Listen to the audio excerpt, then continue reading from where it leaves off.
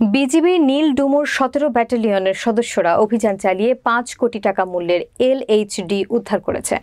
শ্যামনগর প্রতিনিধি অনাথ মণ্ডলের প্রতিবেদনে থাকছে বিস্তারিত।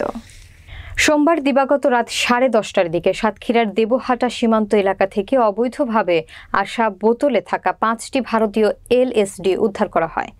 এ সময় ঘটনাস্থল থেকে 50 বোতল ভারতীয় ফেনসিডিল জব্দ করা হয়। নীলডুমুর ব্যাটালিয়ন সূত্র জানা যায়, গোপন সংবাদের ভিত্তিতে নীলডুমুর ব্যাটালিয়ন 17 বিজিবির সিগন্যালস অধিনায়ক লেফটেন্যান্ট কর্নেল মোহাম্মদ সানবীর হাসান মজুমদারের নেতৃত্বে দেবহাটা সীমান্তে মাদক বিরোধী অভিযান পরিচালিত হয়।